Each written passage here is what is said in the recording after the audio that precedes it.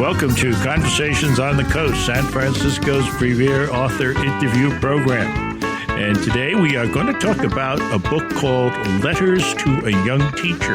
The author is Jonathan Kozol. The publisher is Crown. Thank you for coming by. It's so good to see you. Thank you. It's wonderful to be here. I love this book, so it's fun to talk about it. Well, a lot of my books, I know why you love like it, because of this description on the front cover. The National Book Award-winning author and educator gently guides a first-year teacher, Francesca by name, into the joys and challenges and passionate rewards, and I love this phrase, of a beautiful profession. Yes. So here you are, teacher, educator, all these years, and you've been able now to do a book encompassing something you've been doing all along. That's right. Guiding young teachers. And despite all the problems that the teachers face and these days, and we'll get into that, I'm sure, despite that, this is, people tell me, the first truly cheerful book I've ever written, because it's basically a tribute to these wonderful, young, incandescent teachers who come into our public schools and also who tend to want to teach in the inner city schools, in the schools that have the greatest challenges, because they think of this as the front line of democracy. And they're wonderfully principled young people. I meet them in colleges when they're graduating, and they'll say to me, my mom wants, my mom would prefer that I teach out in a nice suburb.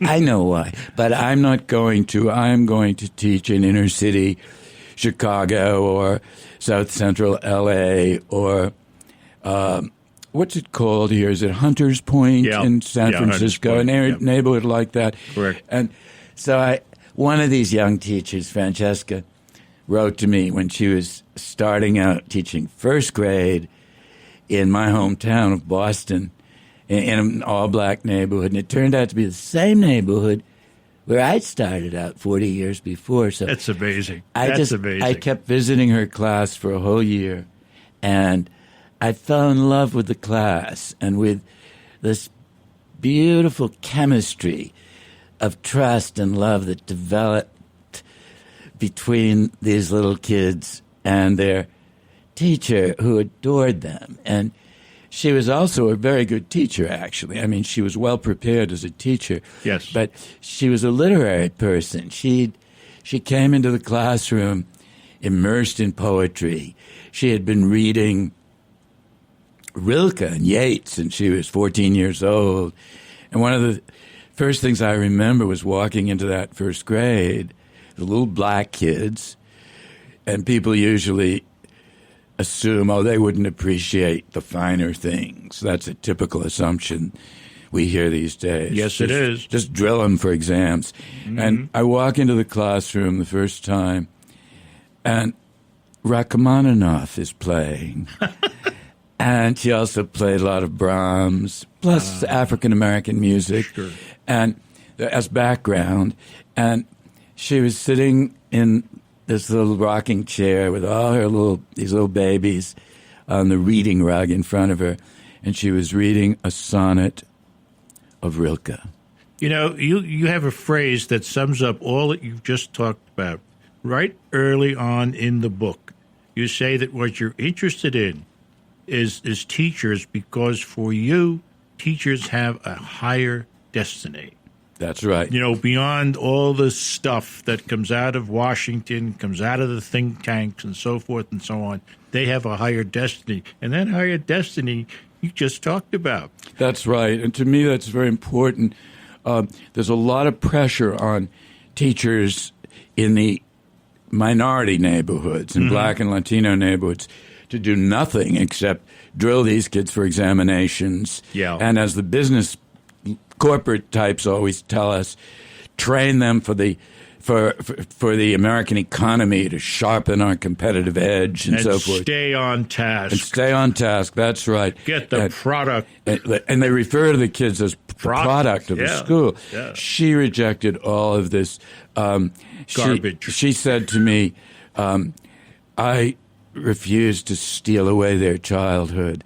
And the thing that was beautiful was that she loved the playfulness of children, and she had this in her own personality too. She was an incandescent person, and the kids adored her. And she said, I didn't study all these years to be a drill sergeant for the state or a servant of the global corporations. And then I said, in my own words, I think teachers have a higher destiny than that. At their best, they're ministers of innocence, practitioners of tender expectations.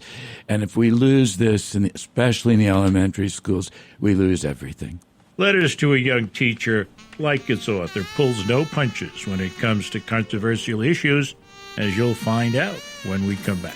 You're listening to Conversations on the Coast with Jim Foster. Follow us on Twitter at Jim Foster COC, or send an email to jimfostercoc@gmail.com. Jonathan Kozol, a great educator, a great writer. He's the guest. Book, Letters to a Young Teacher, published by Crown. And I'm going to go through that reading line again because I like it. National Book Award-winning author and educator gently guides a first-year teacher, our friend Francesca, into the joys and challenges and passionate rewards of a beautiful profession. The president of the National Education Association liked your book a bit. He says, in part, this book cuts to the heart of the matter of what it means to be a teacher today. The truth about testing, vouchers, and their impact on public school. It's all captured here. But here, too, we also experience the exhilaration of putting together lesson plans, the joys of comforting children, and the anxiety of a teacher's first days in school. Francesca's journey will leave you hopeful for our nation's children. And indeed it does. Indeed, yes. It's a very hopeful book. For me, it left me hopeful because I know hundreds of thousands of young teachers like her. There are plenty of them in San Francisco and Chicago and stuff. And the government, people in Washington don't recognize these qualities in these terrific young teachers. Francesca created a kind of beautiful chemistry within her class. She did. It's like this chemistry evolves between the children and a teacher who adores them. And she wasn't a super teacher. She made mistakes like all teachers do, as all teachers do. And I used to teach, even you. I used to teach fourth grade, but I don't always use adverbs. I don't know if we'll have time to go into your failures. I'll skip my failures. But she had a little boy in her class who was just determined not to trust her. And there's always at least one. Absolutely. And he was very resistant. And he would look at her and just like shake his head as if he had a TV clicker and was just turning her off. Because as though he was saying, your program's not interesting enough. I remember this story. It's great. So she, a lot of teachers would write him off because kids like that can drive you up the wall. Instead, at Thanksgiving time in November, she went to his home, totally surprised him by bringing him a box of brownies that she baked for him.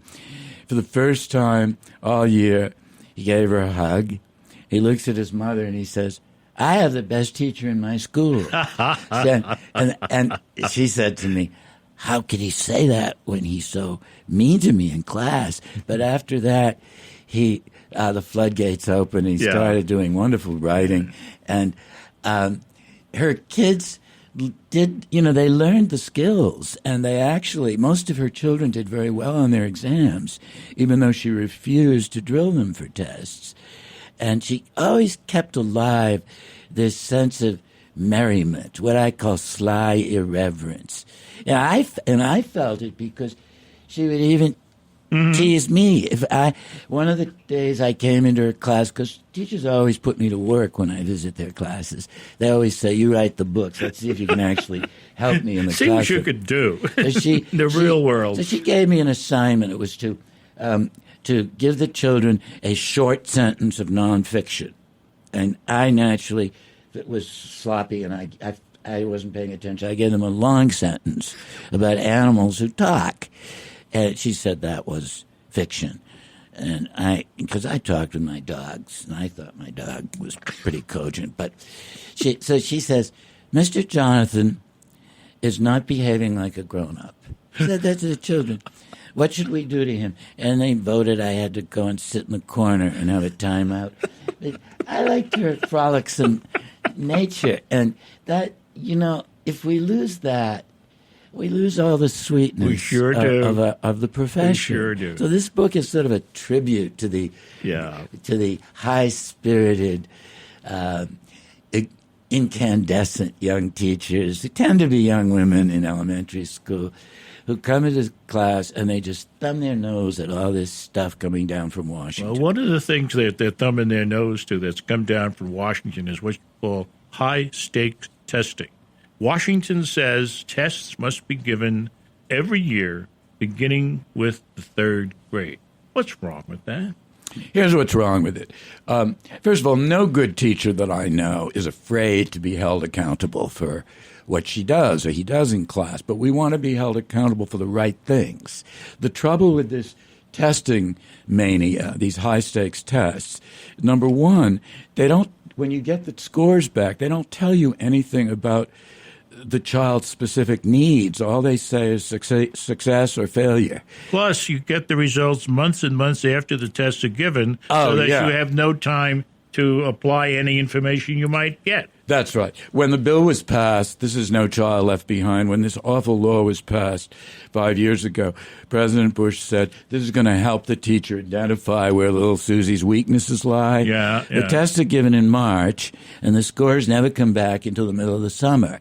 So, what's the teacher supposed to do? Send a postcard to the kids at that point and say, sorry, if I knew last winter what I know now, I could have helped you. The tests are not intended to help our children. They are intended to humiliate our public schools and open up the doors to vouchers. Well, we intend to get on to the third segment after these folks out there listen to a few more messages. You're listening to Conversations on the Coast with Jim Foster. Follow us on Twitter at Jim Foster COC or send an email to jimfostercoc@gmail.com. This is Jim Foster. It is Conversations on the Coast. The book today, Letters to a Young Teacher. The guest, author, Jonathan Kozol. Publisher is Crown. And Eric Carle, who's written such books as The Very Hungry Caterpillar and other classic works for children, has this to say. In lovingly supportive letters to a young woman on her first job as a first-grade teacher, Kozol brings us heartwarming stories of the magic of kids who delight in words like wiggly and wobbly, bamboozle, and my old favorite, persnickety.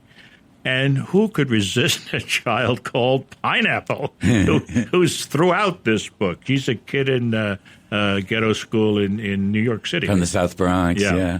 This remarkable book is a testament to teachers who not only respect and advocate for children on a daily basis, and that's amazing. They do that, don't you? They advocate the kids every day. That's right. But are the necessary guardians of the spirit. I like that phrase. That's a wonderful phrase. Yeah. Every citizen who cares about the future of our children ought to read this book.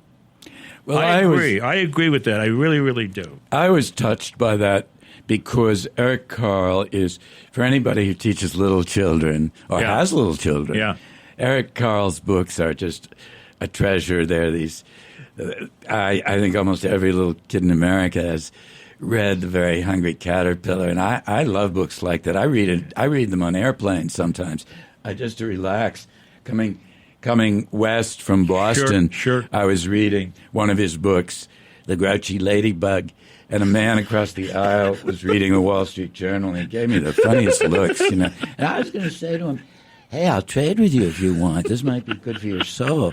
But the thing is, Francesca, like all good teachers, she taught her kids the hard skills. I mean, she wasn't just ignoring all the stuff they need to know, but she taught phonics, but she didn't teach it out of one of those dreadful scripted pit-pat phonics readers where kids just chant horrible, boring sentences. There's a typical one they use in a lot of California schools that it's called "Sad Sam sat on the sand." And it's like as boring as it could be. And then the kids are asked to predict what's going to happen next, but there's nothing to predict. Little kids will say, "He's going to get itchy." Will he keep sitting there? Maybe, or will he get sand in his eyes? Instead, she just flooded the classroom with children's classics.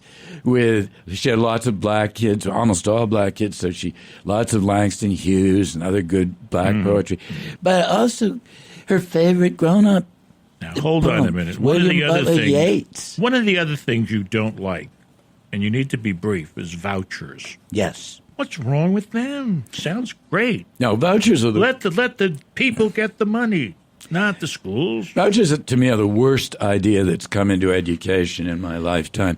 The trouble with vouchers is they say that the whole idea is, bring the competitive market that we have in the airline industry, for example, or in investment firms like Enron, bring the magic of the market into the public schools. Yeah. And by competition, all our schools will improve.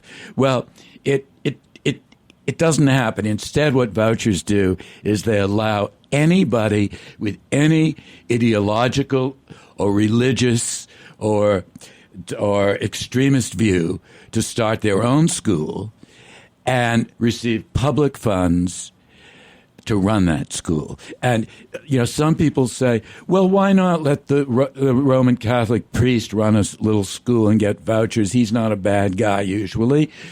But it wouldn't just be the Roman Catholic priest. If we had vouchers, we would also, Pat Robertson's right-wing fundamentalists would start their own schools. We would have extremists on all sides. One of the ways, and it would rip apart the social fabric of America. Okay.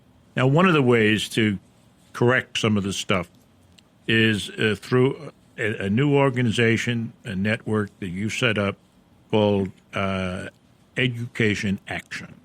Yes. What's that all about? It has an exclamation point, too. Oh, excuse me. Exclamation. Education Victor Borg would go. Action. Yep. That's right. Right. Well, we're based in Cambridge, but we have thousands of members all over the country. It's for teachers and those who admire teachers and principals and just good folks who want to fight hard against the testing mania, the gross inequalities in public schooling, and the resurgent segregation of our schools.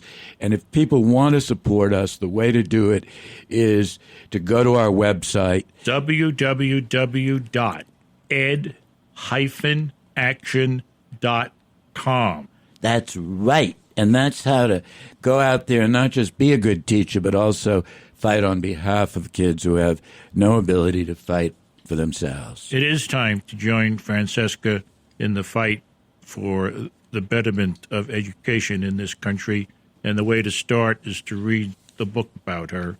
It's called Letters to a Young Teacher. The author is Jonathan Kozol. This has been Conversations on the Coast, and I'm Jim Foster. Follow us on Twitter at Jim Foster COC, or send an email to jimfostercoc@gmail.com.